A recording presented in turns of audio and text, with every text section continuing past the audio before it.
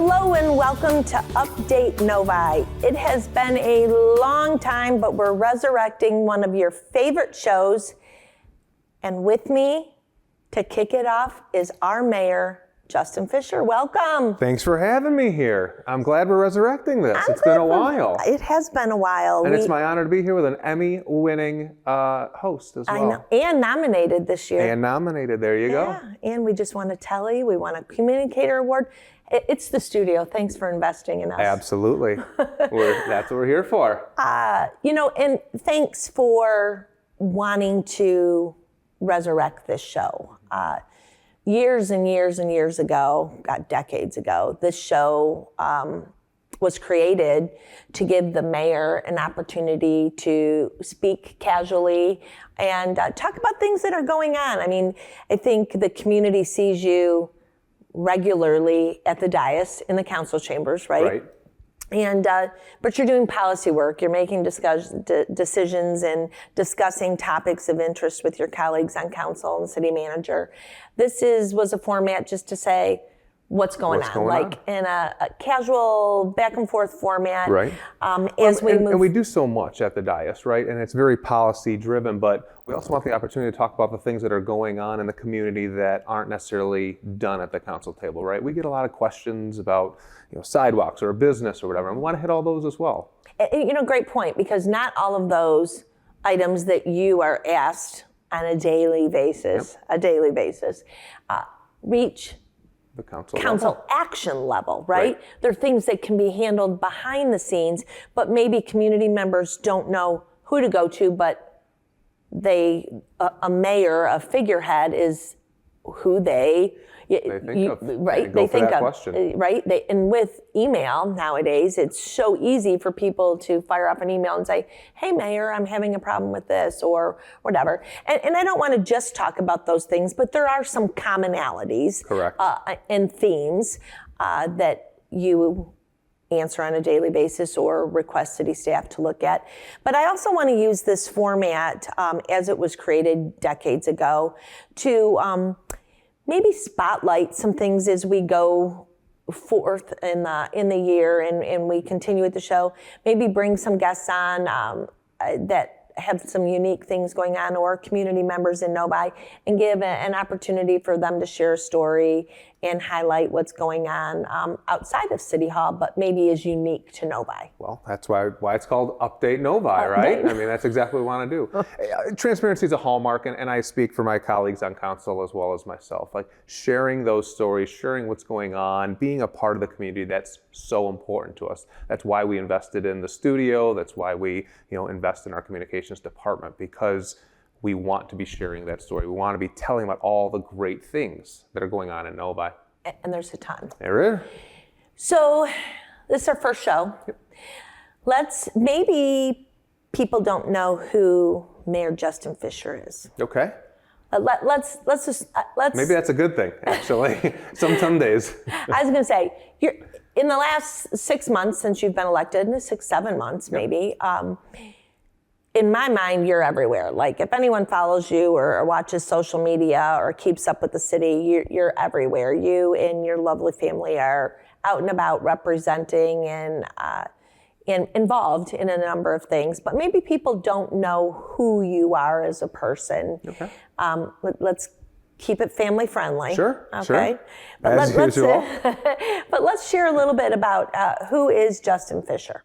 Just lifelong resident of the city of Novi. I grew up here in Village Oaks, went to Novi Community Schools, went to Michigan State, and came back and raising the family here. My wife is also a Novi High School alumni as well, so we're well versed in the community. So been here a long time. So you have 2 young children. They are in Novi schools currently, yep, and you're involved in a plethora of activities for them. What piqued your interest in getting involved? Like, you're busy, yep, okay? As we've just said, 2 young kids, yep, people we didn't say, but Melissa works as well. For those that don't know, mayor has a full-time job. Being a mayor of Novi is I hate to say a part-time job because some weeks I'm sure it feels like it takes more hours than my full-time job Right. a lot of weeks. Sometimes, but it's an elected position that is a part-time position. Correct. So we do have a city manager that runs day-to-day operations. But what piqued your interest? Like you've got to be busy with two kids, two full, like you and Melissa both work outside the home. Being involved has always been something that I've been interested in, whether it was in high school. I was on city council, ran for school president, but lost. So this is my first time being, kind of the head honcho. But from those days on, I got onto the zoning board here in Novi at 20 years old, onto city council when I was 26, and I've just love being involved. I often say that you can't complain about what's going on in your community if you're not going to be a part of the solution. And we need good people on the boards and commissions, on our city council, and running the city. So I think I have that skill set that brings people together and keeps moving the city forward. So that's why I stay involved, despite having the family, having the 2 kids in elementary school, trying to be at all their different events. It's the end of the school year. I know you went through this many years. Mm-hmm. I am just exhausted by how many end of school year things we're doing right now. But it's still worth it to be part of the things that are going on here at City Hall. It's so funny. We, if you have any interest, those that are watching this, we did the State of the City a month ago today, actually. We did it May 1st, right? Okay. A month ago today. Feels like an eternity. It does feel like an eternity. But I think we chose May because of the election in November. This would be your first State of the City. And May, it's busy, right? Yes. We're as we look towards 2025, it's like, it's got to be earlier. Well, you and I are going to sit down. We're going to chit-chat about the date for the next State of the City. No doubt about that. It's got to be a little I'm earlier. sure it's my fault that we went with May. Yeah, that's but I think in hindsight, we can probably do a little better. So, a little better scheduling. Busy, but it's a great segue. You were talking about boards and commissions and busy. The first 6-7 months of your term in office has been super busy. It has been. And one of the things that is notable to me when you talk about boards and commissions is some changes that were just made most recently to boards, commissions, and committees that I think was I don't want to say a longstanding tradition, but by charter, maybe. 50 years ago this is what the city needed board, commission, and committee-wise. Correct. And you and your colleagues took a long, hard look at that. Talk a little bit about what happened with boards, commissions, and committees, and maybe why. That was driven by our goal setting session. So right after an election, we sit down in January, February, and we have a goal setting session. A lot of times it's primarily focused on budget items, but we kind of took the opportunity to look at kind of all of city staff operations. And one of the ones that I pushed was what I'm calling a modernization of the committees that council had. The main reason for that, to your point, is for the last 10, 15, 20 years, we had the same exact committees. And some of them, they really weren't tackling very much. They were meeting once or twice a year. Maybe they weren't really relevant anymore. The topic has kind of gone away. And then I also bring up kind of a business experience. And I say, well, what kind of committees do corporate boards have? We're a city of 67,000 people now. Right. And so we should realistically be focusing on some of those bigger items. So it was really about modernizing. It was about making sure that we were tackling relevant issues. And the final thing is we can't tackle all the issues at a council level. We have so much going on. We had 13, 14 action items at our last meeting. So to deep dive into some of the topics that we need to, maybe pension, maybe roads, maybe broadband, we can't do that at a council meeting on a Monday night. So we formed a couple different committees to really be able to deep dive those with staff in a smaller setting and in a more informal dialogue setting. And these committees are council, These council are all council members? ones. Okay. Yep, the one that I'm thinking of, yes. And that's really what we tackled at this point. We made a couple other alterations to some of the other boards and commissions, but the majority of the heavy lifting was really at the council committee structure.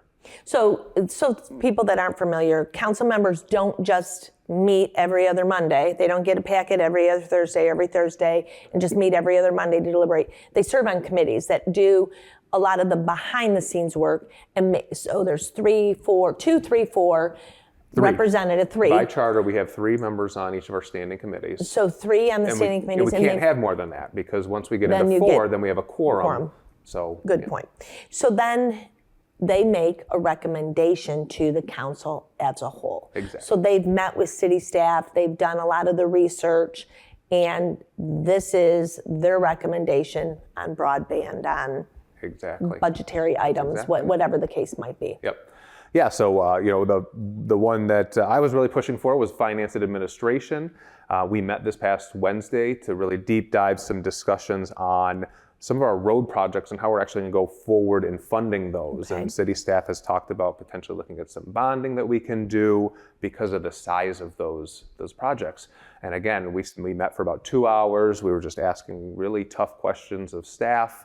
And again, got a lot of good information that we as 3 council members can kind of make a recommendation to the rest of council. So that was the finance and administration one. A couple of the other committees, if you're interested, public utilities. So really tackling kind of broadband and DTE, which we hear a lot of questions about. So we're forming a committee to kind of dive into some of that stuff. Long-range planning, so what do we want to be when we grow up as a city, about 2050 or so. Environmental sustainability, and then also mobility. So mobility is going to bring in together kind of our walkable component. It's going to bring in the roads, the old roads committee that we had. But also, we have a lot going on with transit right now with the county millage, and so they're going to really look at some of those issues as well. So again, it was really about what are the hot topics, what do we really need to get some big information about and have some big discussions on. Good, that's great stuff, and it's almost like little mini work sessions, right? Exactly, if that's you a would, great way to describe it.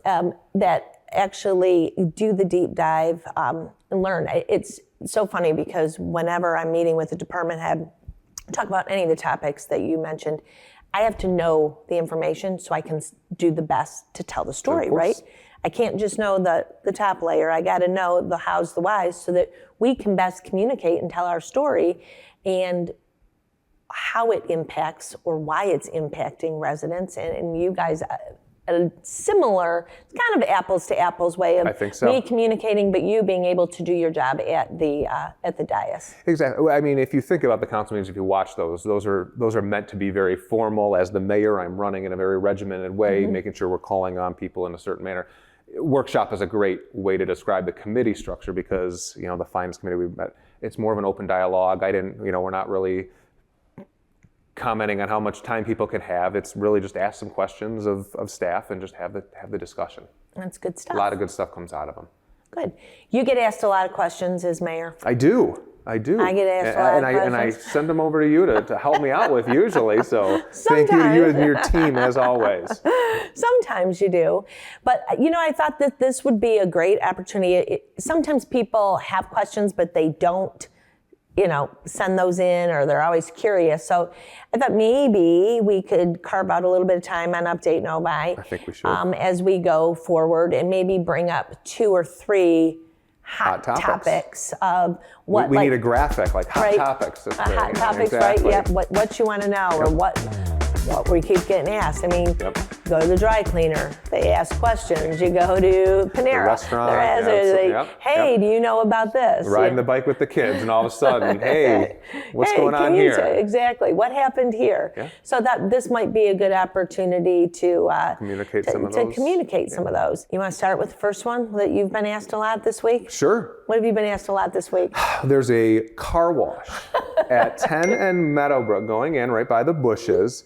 And there's a lot of questions about why it isn't open yet. Yep. And so we did get that question, and you kind of deep dove into that. So if you want to... I did. And you got the question a couple of times.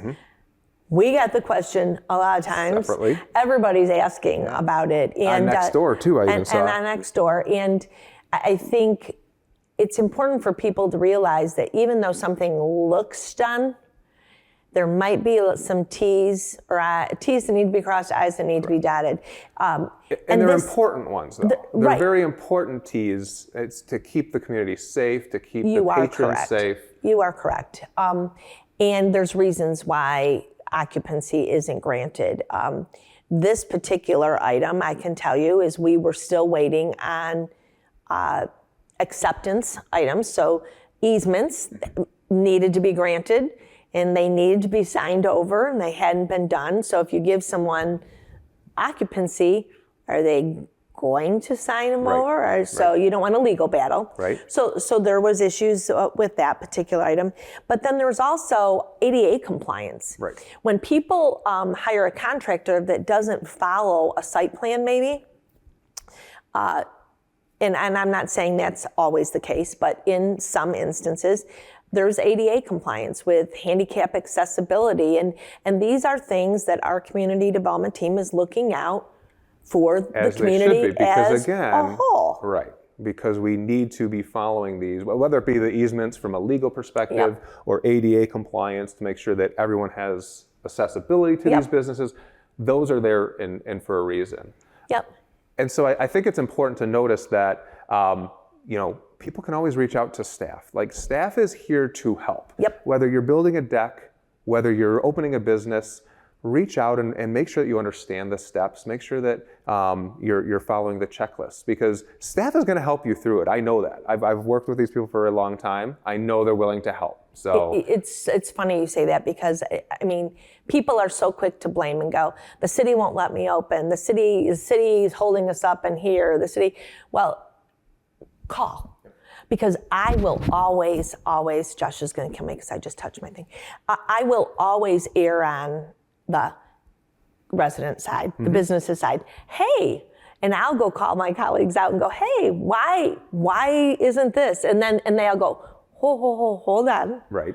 We're working with them. It's this, that, or the other. And I'm like, there's always two sides to the story, right? 90% of the time. I approach it the same way as you do. I always say, you know what, most likely I'm going to take the side of the resident or the business. But once you kind of call, you understand the process or what's going on from a staff perspective, it then makes sense. And every time, that 90% of the time, that is how all of these things get worked out. Yep. So this one is worked out, hopefully today, while we're taping this, and people can go use the new car wash at 10 in Meadowbrook. I need one. I need one too, and I am going to switch from my membership to that new place, because once Meadowbrook, this is a great segue, because a question I keep getting asked is, when is Meadowbrook Road between 12 and 13? That's the only road construction question you get, Cheryl?